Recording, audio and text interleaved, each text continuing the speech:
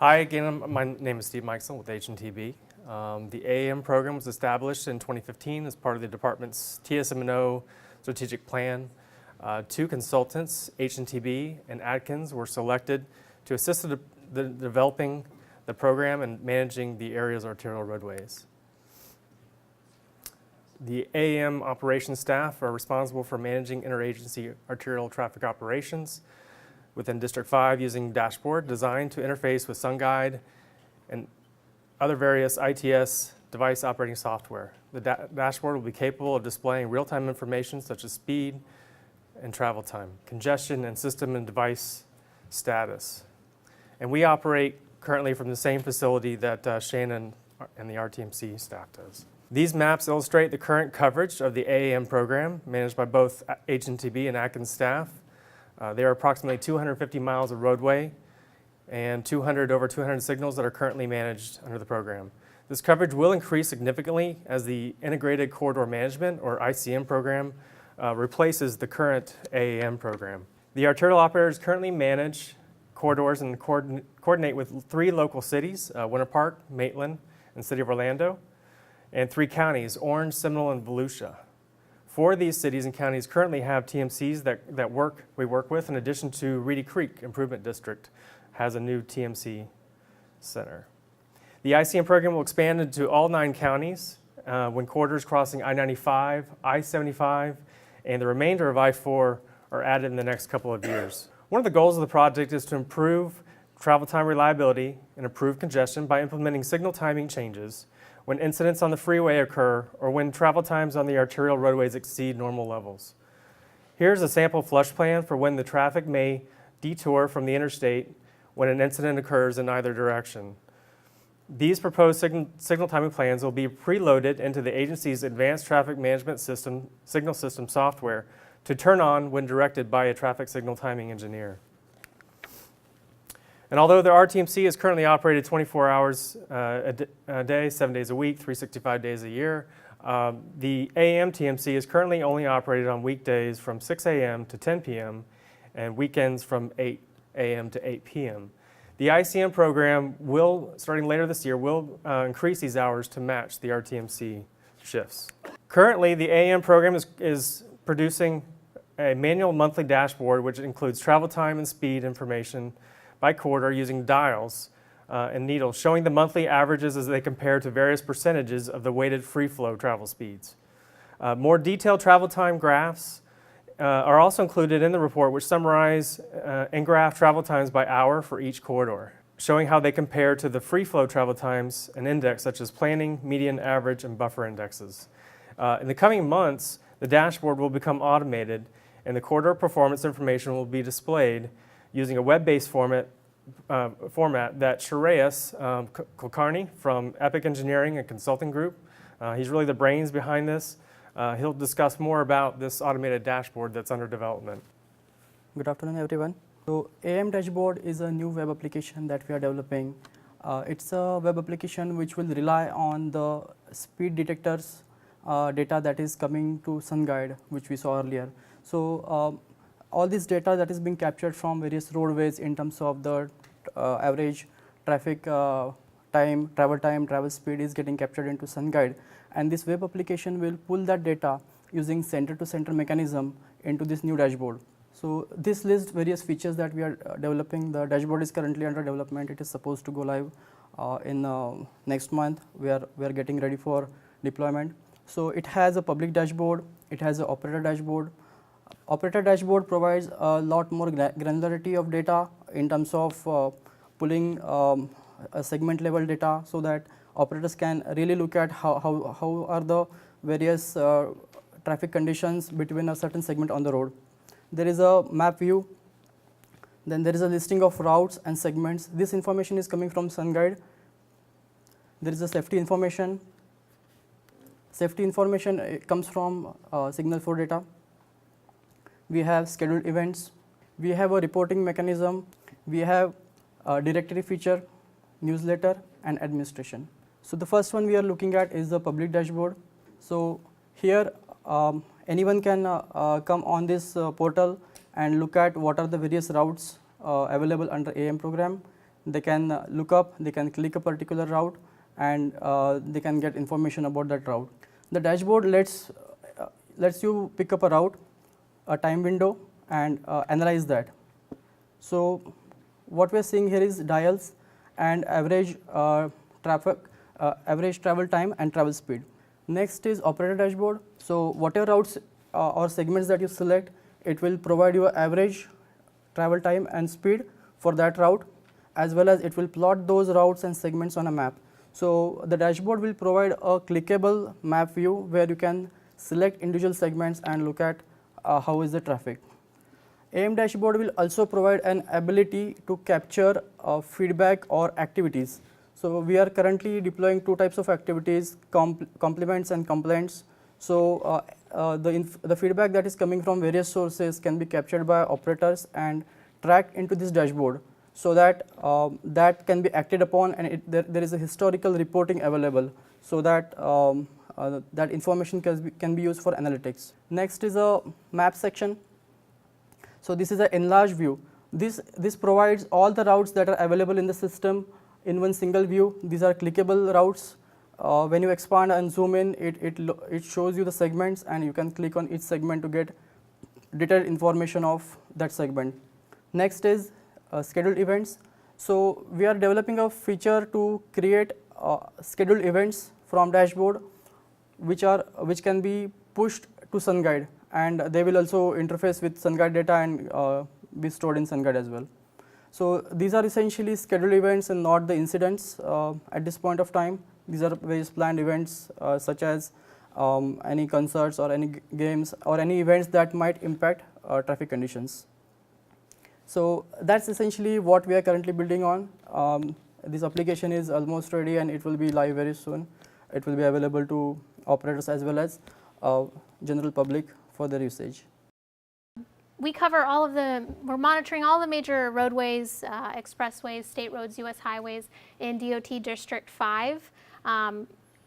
Some of those major roadways being I-4, I-75, I-95, again, the Central Florida Expressway roadways, so they're portions of 408, 417, 528, 429, et cetera. We publish real-time traveler information to the Florida 511 system, which includes an automated telephone service and app, and then the website. We're responsible for dispatching the I-4 road rangers and the Central Florida Expressway road rangers, so we coordinate heavily with them. In our efforts to provide accurate traveler information to the motoring public, we communicate and coordinate with anybody and everybody that might respond out on the roadway. Some of the ways that we do that communication and coordination, we're physically co-located with the Florida Highway Patrol Troop D Dispatch Center, so we have that face-to-face interaction with them.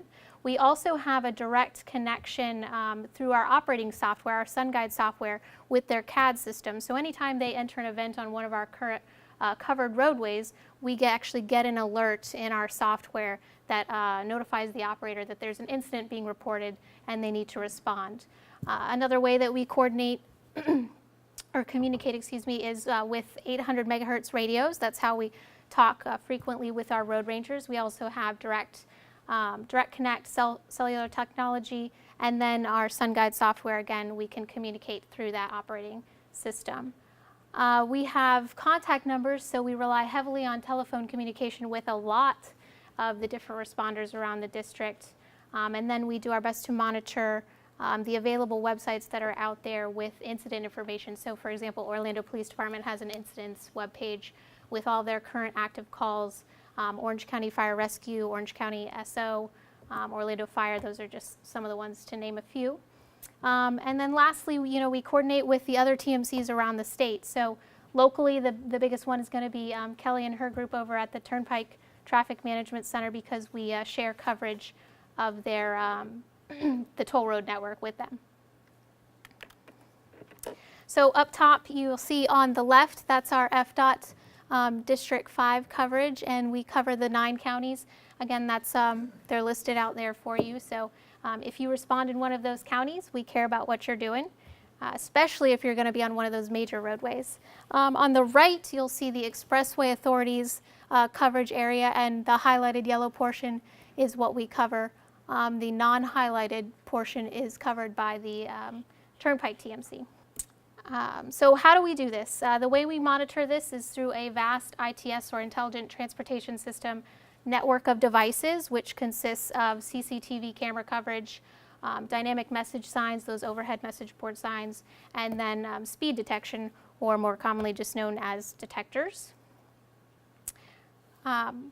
With the exception of a small 6-mile stretch on 75 just south of the turnpike, we're fully covered on those major roadways. So we can see it, we have signs, we have speed detection, so we can provide a lot of information to some of you guys on locations of incidents, how you should respond. It's on the left shoulder, it's on the right shoulder, things like that. As previously mentioned, our operating software is called SunGuide.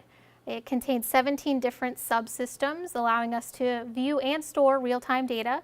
So just an example of some of that information, we have lane speeds. This is a screenshot of our operator map, and it's zoomed into the attractions area, which is down by Disney World. As you can see, the travel lanes will change color depending on average speed. When average speed drops down below 55 miles per hour, it will cause the lanes on the operator map to go from green to yellow. If it drops below 35 miles per hour, it will go from yellow to red. It will also produce what we call a TSS alarm. It will flash on the operator map as well. These detectors, the importance of the speed detection, this is really our first line of incident notification because we have access to over 500 cameras. So it's not realistic to think that we're sitting in a room just constantly scrolling through cameras looking for crashes. We rely heavily on this speed detection data to be our notifier. As you can also see, there's a little blue truck up there. That's our Road Ranger trucks. We have GPS locations on them. It allows us to easily identify where they're at so that we can dispatch them as efficiently as possible to incidents. This is a screenshot of an example of what we call a SunGuide event, and this is how we catalog and store all the information related to every incident that might occur out on our roadway that we're notified of. So some of the information that we would store, the location and associated congestion parameters, the lane configuration of the roadway. Down through downtown, we have a lot of areas with no shoulders, so it's important to capture the fact that there's no shoulder there, so that's not an available option to get people routed around if there's a full closure on the roadway. We can store who notified us of the incident. The Road Ranger can be dispatched here. The Road Ranger, he or she can enter in their own information, departure time, activity, comments if they need to write something specific related to the incident. Through that direct connection with FHP's CAD, we have their incident number, incident type, current weather conditions, what types of vehicles are on scene. We can get the make, model, color, year, tag. All that information can be saved here within the SunGuide event. There's also an open comment section so that if there's something particular that's an information that we need to capture and store, but it's not a selectable field, we can type that in, the operator can type that in themselves. And then we also try to capture all of the responder timestamps. So what time you're notified, what time you got there, and what time you left. Some of those responders, fire department, maintenance, wreckers, things like that. So through that SunGuide event, the operator can elect to publish the information to the 511 system. You can customize, this is the homepage of fl511.com. You can customize your own account if you wish to do that. Otherwise, you're basically going to get all of the information for the state of Florida, but it's all filterable. If you're here locally, working in Central Florida, you'd obviously want to filter down to the central region. High profile information, or alerts as we call them, are going to scroll across the top of the homepage in red. You can also click on the word alerts and then you'll see a list of it. Any type of full road closure with detour information, or perhaps there is no detour information, we're going to list it in this area. So this is important for the large scale incidents. We had the brush fires recently over in Brevard, all that information available right here. One of the most useful tabs probably is the traffic tab. You can view updated snapshots of most of our cameras. You can see what's posted to our overhead message board signs. And then you can also get incident information, so lane blockage, congestion, things like that. This is a really good resource. This is what we try to put the information out to the motoring public on. So if you're ever checking this and it's in reference to a large-scale incident, and perhaps you have suggestions on detour information, anything like that, we would love to get that information from you. So you can give us a call. The main RTMC number is right there. While I encourage you to share it with all of responders, things like that, we ask that you don't share it with the public. We don't really want to get involved in taking the public's phone calls, but like I said, we're an available resource to you. Please don't forget that we're there.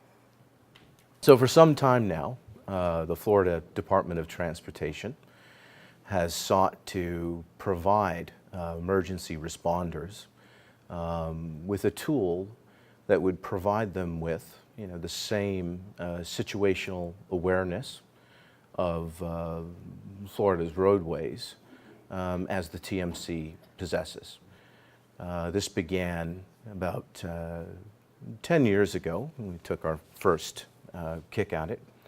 The intent was to provide partner agencies with access to real-time information about the incidents that the traffic management centers were tracking, but also real-time access to live streaming video. Can everyone hear me okay? Just checking, yeah. Over the years, we've received significant feedback from emergency responders, primarily in South Florida, frankly. More recently, the system has been deployed in District 5, and through collaboration with responders, we've sought to address a few of the deficiencies that were identified in the original or the initial versions of the system. One of them was that the system was difficult to access and utilize remotely, meaning from your phone or from perhaps a tablet or a laptop in your vehicle. Now, we're lucky on that front because over the past 10 years, technologies have advanced considerably, both on the web software front as well as in terms of hardware technology, where now modern smartphones very easily are able to play even very high quality video streams, provided that you have a decent internet connection, LTE, for example. In any case, what I intend to do here for you today is to demonstrate for you the latest iteration of this system, and to talk about how easy it is to use and how it could be used by you as a tool to provide you with additional information in your day-to-day duties. So I've already logged into the application, as you can see on the screen. Essentially, it is accessible and available over the internet. All you need to access it is an internet connection and an account that would be provided to you in this case for this system by the Florida Department of Transportation District 5. And once you're in, you have access to virtually everything you see here. Now, before I start talking about the specific features and functions, I just want to point out that this portal is responsive, and what that means is that it automatically essentially reconfigures itself based on the display you're using. So just as an example here, if I were to reduce this to the display that you would have on a smartphone, it reorients itself in terms of its menus and how you access its various features, so that it's usable on a smartphone.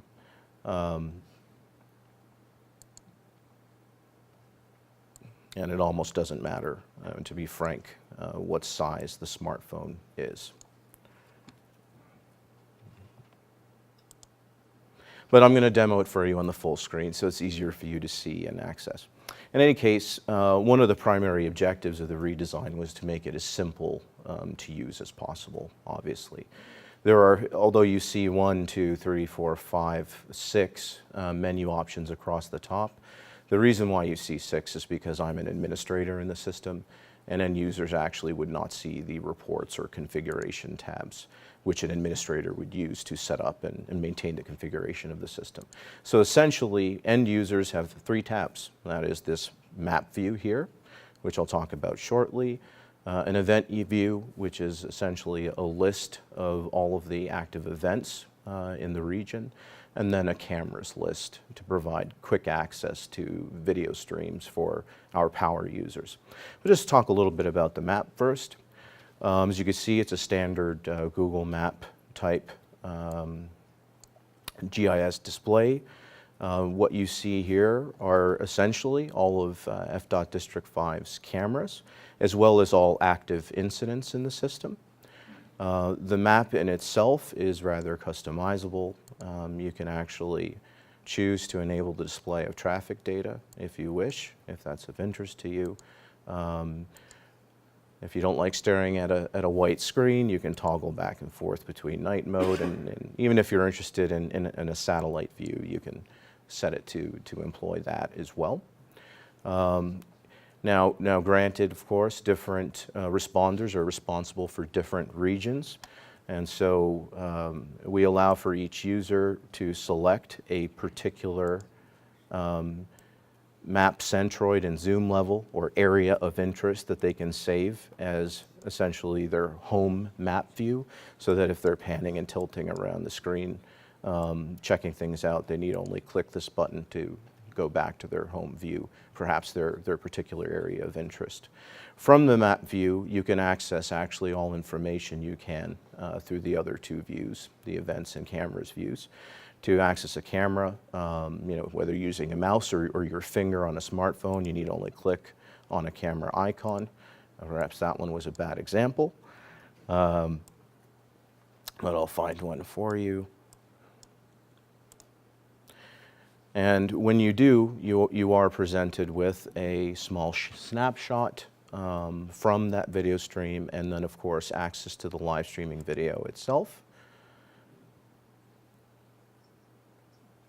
And this building obviously has a decent internet connection, because we are able to clearly view the video here.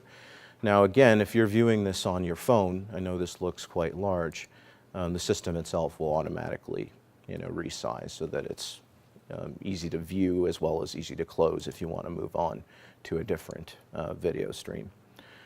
Images as well can be opened up if you want to take a closer view. There are some other features in here which are more useful from a desktop workstation. One of them is a built-in kind of video wall. Let's just say, for example, as a user, you wanted to watch for a period of time a subgroup of these cameras, let's say these 4 here that I'm essentially randomly selecting. You can view them. Now, I don't know if the internet connection I have here is good enough to do this, but I'm going to attempt to view 4 at the same time.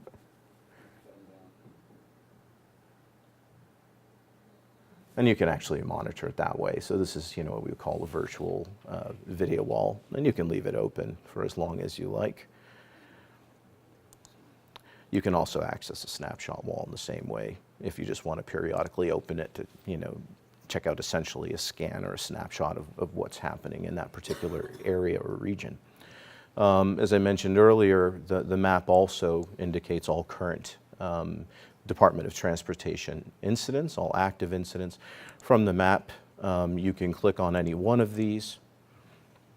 You can, in this case, if there is a camera nearby, you will be able to access video and a snapshot from it. But of course, we don't have camera coverage everywhere.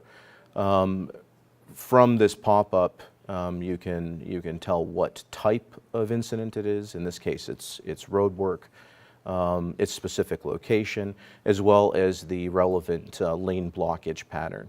In this particular case, we've got left lane of 3 lanes blocked and the left shoulder blocked. If you're interested in the more detailed information that the TMC has, then you need only expand the event by clicking on this button over here.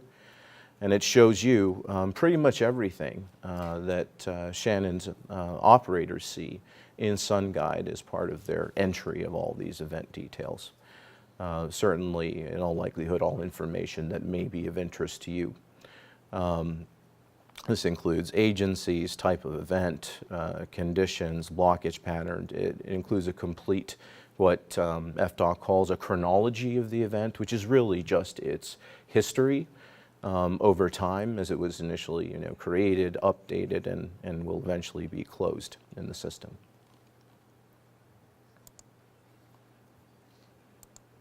And as far as data and information, that's essentially it. It's as simple as that. We just wanted to make sure that that information could be accessed in different ways based on users' different preferences. So if you're not fond of working with a map, and of course navigating a map on a mobile device can be somewhat painful, then you can opt for a list view, for example, of both the events as well as the cameras themselves.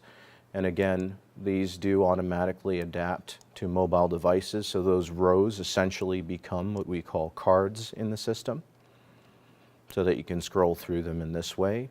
In the same way, if there is a camera nearby an incident, you can access the snapshot from that camera to kind of see what's going on.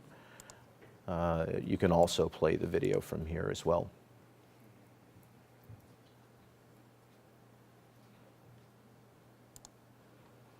Now, for those users which are perhaps or become quite familiar with FDOT's cameras, they may prefer using just the cameras list itself. And from here, you can actually sort by counties or specific highways to find the camera. If you know, in fact, what the camera's name is in the system, you can simply just type it in, and the list will auto-filter to whatever matches. And from here, of course, you can access the same video in the same way. And so that's essentially it. The intent here was to provide a tool that would work across virtually all modern platforms, that was accessible via the internet, that was very easy to use, where information could be accessed, looked up very quickly, and presented very quickly. And this is our latest attempt at that. And we welcome all of you to use it and provide feedback, and we look forward to working with you to advancing it further, both by improving the user experience, making it easier to use, as well as adding new information that may be of interest to you.